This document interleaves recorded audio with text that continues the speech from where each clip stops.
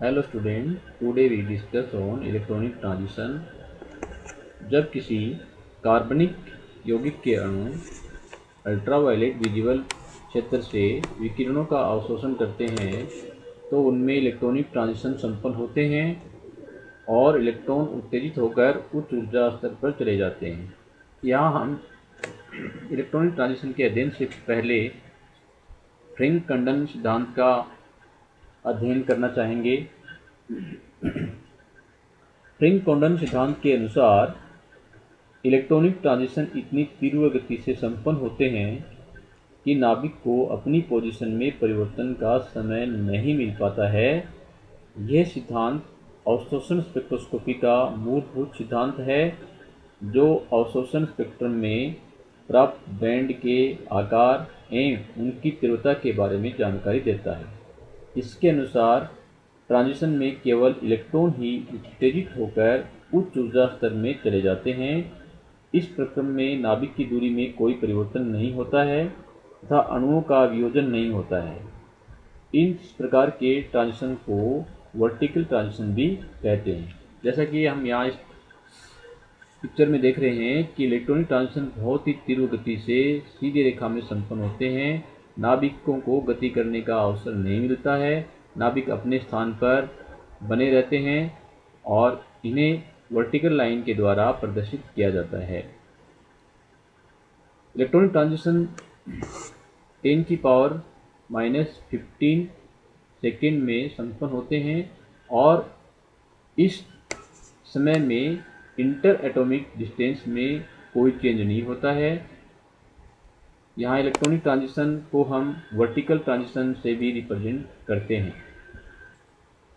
जब कार्बनिक यौगिक के अणु अल्ट्रावायलेट विजिबल रीजन से विकिरणों का अवशोषण करते हैं, अर्थात 200 से 800 नैनोमीटर क्षेत्र के मध्य विकिरणों का अवशोषण करते हैं, तो अणु के इलेक्ट्रॉन ग्राउंड स्टेट से हायर इलेक्ट्रॉनिक स्टेट में प्रमोटेड हो जाते हैं। इसे इलेक्ट्रॉनिक ट्रांजिशन कहते हैं। When the molecule absorb ultraviolet or visible light, जब पदार्थ के अणु अल्ट्रावायलेट विजिबल क्षेत्र से लाइट का अवशोषण करते हैं तो electron promoted from the ground state to the higher energy state. तो इलेक्ट्रॉन जो हैं वो निम्नतम ऊर्जा स्तर से उच्च ऊर्जा स्तर पर क्रमोन्नत हो जाते हैं। In the ground state the spin of the electron in each molecular orbital are essentially paid.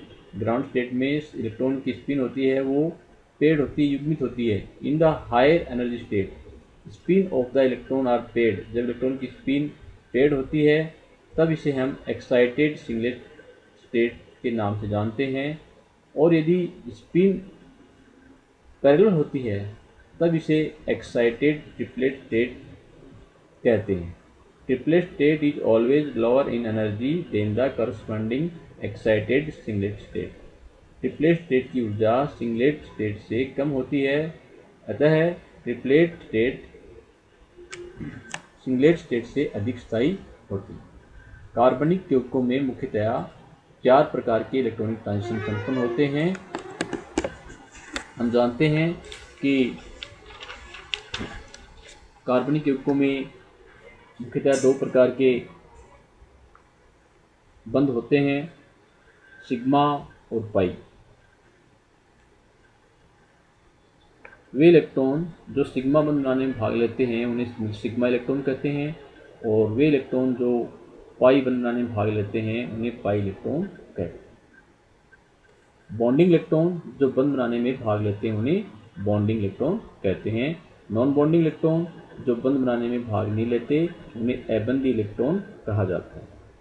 परमाणु कक्षकों के अतिव्यापन से मॉलिक्यूलर ऑर्बिटल बनते हैं। यहाँ हम देख रहे हैं कि सिग्मा, पाई और n nonbonding atomic orbital से यहाँ पर 5 प्रकार के हमें अणु कक्षक प्राप्त होते हैं, जिससे कार्बनिक यौगिकों में मुख्यतया 4 प्रकार के इलेक्ट्रॉनिक ट्रांजिशन संपन्न होते हैं। प्रथम इलेक्ट्रॉनिक ट्रांजिशन हम देख रहे हैं यहाँ पर sigma to sigma anti bonding electronic transition. Second pi to pi anti bonding transition, third n to sigma anti bonding transition, fourth n to pi anti bonding transition. सबसे पहले हम यहाँ sigma to sigma anti bonding transition के बारे में जानेंगे। जब अणुओं में केवल सिग्मा बंध हो, जैसे संतृप्त हाइड्रोकार्बन, तो ऐसे यौगिकों में सिग्मा टू सिग्मा ट्रांजिशन संपन्न होते हैं। क्योंकि सिग्मा और सिग्मा एंटी बॉन्डिंग कक्षकों की ऊर्जा में बहुत अधिक अंतर होता है, अतः sigma to sigma anti bonding transition के लिए अधिक या उच्च ऊर्जा वाले विकिरणों की आवश्यकता पड़ती है। अतः हम यहाँ पर ये कह सकते हैं कि sigma to sigma anti bonding transition के लिए सबसे अधिक ऊर्जा वाले विकिरणों की आवश्यकता होती है, अर्थात सबसे कम तरंगदैर्ध्य वाले विकिरणों की आवश्यकता होती है। Next, pi to pi anti bonding transition. जब कार्बनिक यौगिक में सिग्मा के अतिरिक्त पाई बंध भी उपस्थित हो, जैसे एल्कीन एल्काइन, तब उनमें pi to pi anti bonding transition संपन्न होते हैं। हम जानते हैं कि पाई कक्षक की ऊर्जा सिग्मा कक्षकों से अधिक होती है, जबकि पाई एंटी बॉन्डिंग की ऊर्जा सिग्मा एंटी बॉन्डिंग से कम होती है। अतः पाई व पाई एंटी बॉन्डिंग कक्षकों की ऊर्जा का अंतर कम होता है और अल्ट्रावायलेट प्रकाश के अवशोषण से ये ट्रांजिशन आसानी से संपन्न हो जाते हैं। Pi to pi anti bonding transition से स्पेक्ट्रम 200 से 300 नैनोमीटर तरंगदैर्ध्य पर जो लैम्डा मैक्स प्रदर्शित करते हैं, उसे के बैंड के नाम से जानते हैं।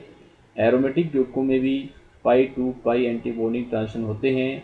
इनके स्पेक्ट्रम में pi to pi anti bonding transition से उत्पन्न बैंड को ई बैंड भी कहा जाता है।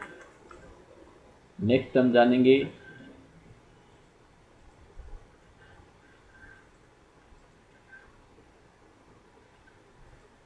N to sigma anti bonding transition. N to sigma anti bonding transition उन यौगिकों में होता है जिनमें अबंध electron non bonding electron present हो, लेकिन कोई पाई बंध उपस्थित नहीं हो, जैसे एल्कोहल, यहाँ ऑक्सीजन पर लोन पेयर उपस्थित होते हैं। ईथर में ऑक्सीजन पर लोन पेयर उपस्थित होता है। थायोल या नाइट्रोजन परमाणु को यौगिक, तो इनमें n to sigma anti bonding transition संपन्न होते हैं। इस प्रकार के ट्रांजिशन से लगभग 200 से 250 नैनोमीटर पर अवशोषण बैंड प्रदर्शित होती है। N to sigma anti bonding transition के लिए sigma to sigma anti bonding transition की अपेक्षा कम ऊर्जा की आवश्यकता होती है। नेक्स्ट हम जानेंगे N to pi anti bonding transition. इस प्रकार के ट्रांजिशन बहुत ही महत्वपूर्ण हैं।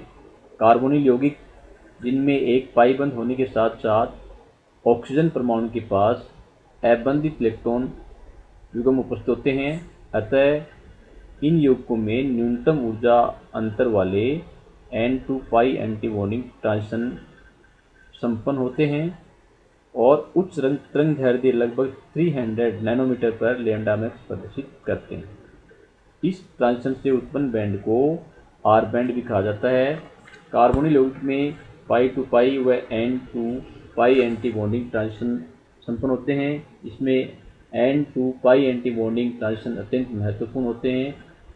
इस ट्रांजिशन में कम ऊर्जा वाले विकिरणों की आवश्यकता होती है, अर्थात उच्च तरंगदैर्ध्य वाले विकिरणों के अवशोषण से N to pi anti bonding transition संपन्न होते हैं। विभिन्न प्रकार के ट्रांजिशन की एनर्जी का क्रम यहाँ हम देख रहे हैं। सबसे अधिक ऊर्जा की आवश्यकता sigma to sigma anti bonding transition के लिए है।